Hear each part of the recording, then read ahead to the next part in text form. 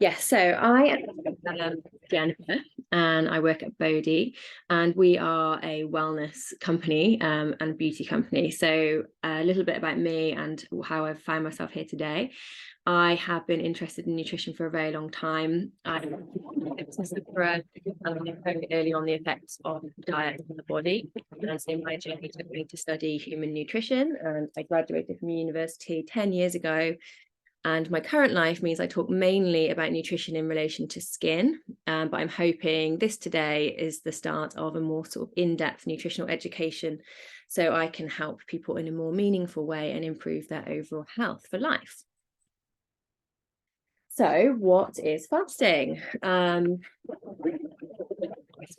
This is a definition: to abstain from all or some kinds of food or drink. So people have practiced periods of fasting throughout history, such as spiritual, health, or survival reasons. So each year, millions of Muslims, they refrain from eating or drinking from sunrise to sunset during the holy month of Ramadan, which lasts between 28 and 30 days. And there are many mentions of fasting in the Bible, Lent being the most well-known, which is 40 days season of prayer, fasting, and almsgiving. And the Yom Kippur, which I didn't know about, actually, it's considered the holiest day in the Jewish faith, where Jews do not eat or drink anything for 24 hours. And 2,500 years ago, Buddha told his followers to stop eating after their midday meal until the next day. So, interestingly, we get sick. Our bodies often go off food, which allows all the energy to focus on recovery. And in hunter-gatherer times, we would have seen great periods of famine. So we have definitely evolved to not need a constant supply of food.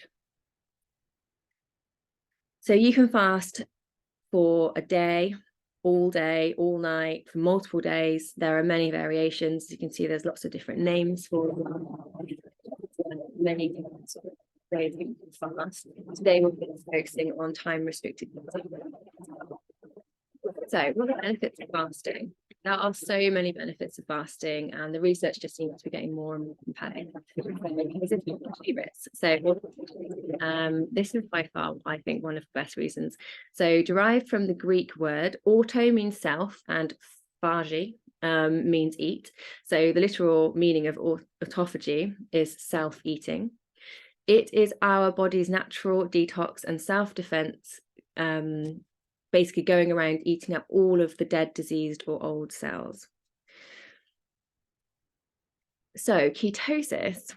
After some time, fasting causes your body to enter ketosis, a state in which fat is used for energy, where carbohydrates are unavailable. So ketosis has proven to be very beneficial for health and weight loss.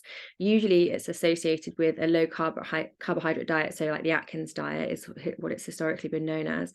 But I'll explain how it kind of occurs through fasting. So a few hours after eating, sugar or glucose circulating in the blood starts to fall. If that's then not replaced by food, so you continue the fast, your body then turns to the stored glucose, which is known as glycogen, in the body.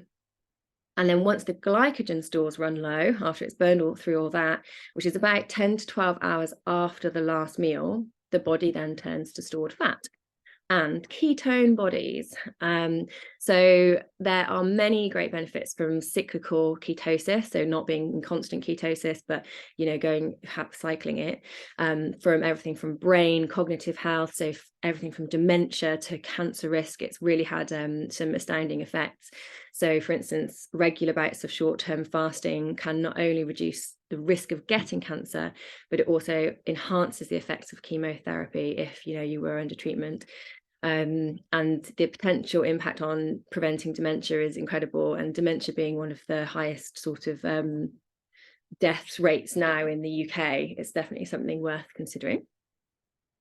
So inflammation, chronic inflammation in the body has been linked to many diseases, some of the ones I've already mentioned, but also from diabetes to heart disease.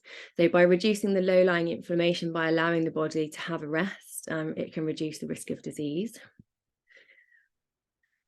And blood sugar. So this is a big one with fasting. So type 2 diabetes and other metabolic disorders, which are majorly on the rise. You know, I know people get very hangry, and this is almost a sign that you've got like inflexibility with your metabolic health, or if you really feel like you need a constant supply of food, otherwise you get a bit shaky. It really just signifies that there might be some sort of blood sugar out of balance there. So this is really good for blood sugar balance. Hormone balance. Not only does fasting have a positive effect on insulin sensitivity, but it also reduces the ghrelin, which is our hunger hormone. So you feel less hungry. So that's a good one.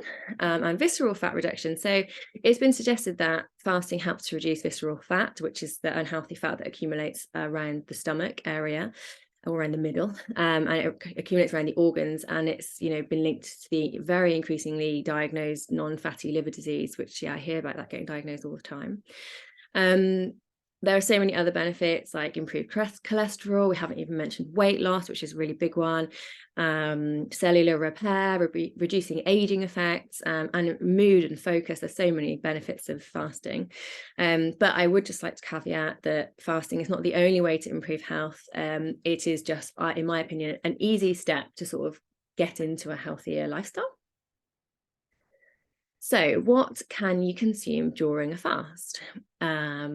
Water. Now, you can pretty much drink as much water as you like, whether it's sparkling or still. Plain water is fine. Coffee and tea, whatever variation of those you like, as long as it doesn't have any milk or sweeteners in it. So whether that's green tea, black tea, whatever you like. So there are some hacks that don't technically break a fast. It depends whether you're doing a very like spiritual fast or whether you're just doing it for the health benefits. And these little hacks are really good for if you're just doing it for the health benefits. So you can also add during your fast a bit of diluted apple cider vinegar, so diluted in water. This is really good for the gut as well. Healthy fat, so MCT oil, medium chain triglyceride, or butter in your coffee. Now, that is one I would say that when you get a little bit more advanced into like longer fasts, it's not probably something that we're going to be focusing on this week, but these are just things for down the line if you think that you know they could help you. Bone broth, that's a lovely one. So it's effectively just, you know, a warm drink with lots of nutrients in it. And my personal favorite is the non-digestible fiber. So I have this in the form of inulin, and it's just a powdered fiber, and you put it into water and it tastes quite sweet, but it's not digestible by the body. It goes straight to your sort of gut microbes, and it helps to stave off those sort of hunger feelings that aren't true hunger, but it's more like the gut microbiome sort of shouting at you saying they want some food. So that's really helpful. Okay, so what are you eating with? So I love eating the day after mine. One of the best reasons I think like fasting is because we eat pretty much exactly what you would normally consume. So there's been some research that suggests eating the same food, but in just a smaller window, condensed window, has beneficial effects. So there really is no need to change your current habits, unless of course they need addressing anyway. It's a whole nother conversation. So whole foods first. My approach will always suggest whole foods first and avoiding heavily processed foods. Think the Mediterranean style, lots of vegetable salads, fruit, whole grains, nuts, seeds, fish, meat, olives, soups, smoothies, you know, just avoiding those like heavily processed foods. So nutrient dense food is super important because you will have less time, because you're condensing your eating window, to get the food in. So it is important to focus on nutrient density. You could very easily find yourself nutrient deficient if you're eating too little and not enough variety. So that's important. And also, yeah, this is great. So one of the benefits of a smaller eating window means there's less chance for snacking. So you've got less chance of that constant glucose, like roller coaster, which has its own negative effects. So yeah, just make sure that you eat a good balance of micronutrients so you're full until your next meal. So there's possible downfalls, of course, with anything that's good. There's probably some bad. So if you went for a really long period without eating, what might happen when you start eating, you will probably be really hungry, and all of your hormones will be telling you to get as much in as possible, and so there is a risk of binge eating. This is why it's often not recommended for people with history of eating disorders.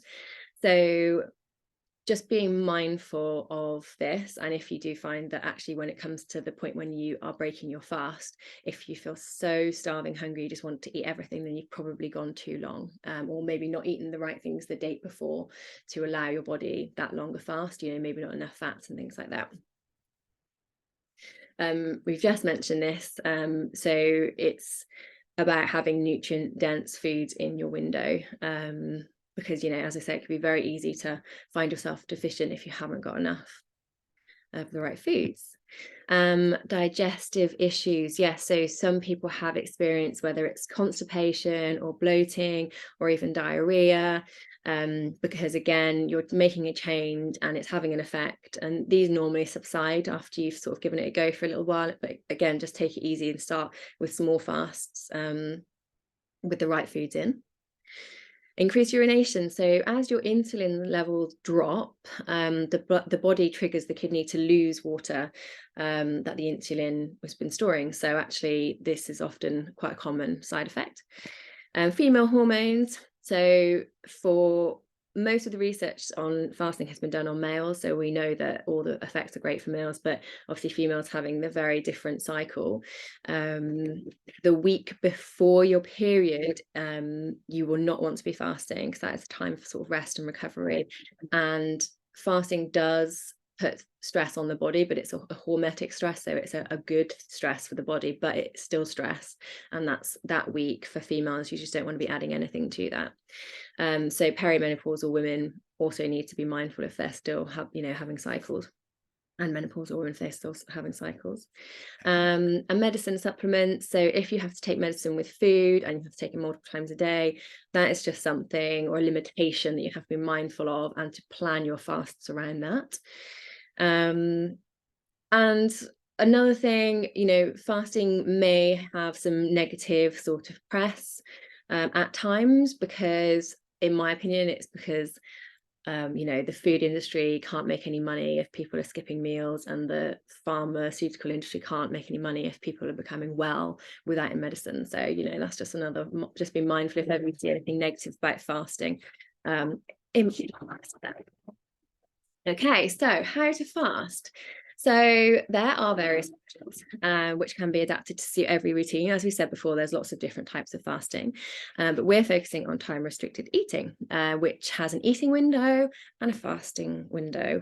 And so this week we're going to be beginners. As you can see here, there's 12-12, so that's 12 fast, 12 eat, or 13 fast, 11 eat, and it just keeps going like this. Each day this week, I want to see if you can add an hour onto your fasting window. The challenge is to get to with it like a 16-hour fasting window by Friday, if possible. It's a really good goal, but I implore you to just listen to your body and don't push it, and you don't find yourself in a situation where you're so hungry you're feeling lightheaded or getting hangry. Just this can go on well beyond the next week. This can information you can take with you. So just be patient with yourself, but if you can get there, great. I recommend not fasting over the weekends, especially even just one day over the weekend, because this helps keep that metabolic flexibility, because it keeps your body guessing. So yeah, that is how we're going to fast. So getting started. Why? So I think it's really important to know why you're doing something, because if things do get difficult, or if you find yourself in a situation where you don't want to do it anymore, if you come back to that why you were doing it in the first place, then it's can make it a lot stronger why you're choosing to make that commitment to yourself and your health. So I think it's really important just to make a note of why you're doing it. So that will definitely help. And make a plan. So after this call, take a look at your week ahead, and using the template printout, which we emailed out, I will also add it into the chat box. just make a plan and look at your week and think how realistic it is, and look at the timings you think you're going to be able to fast and the timings you'll be able to eat. And if that means, okay, you've got this small window and you've got work or you've got commitments with family, how are you going to eat your food in that time to make sure that you stay within those windows? And it might involve some prep, some food prep, some batch cooking, things like that. So yeah, make a plan, really, really important. So that is it. I wish you luck this week, and if you've got any questions, please do ask away.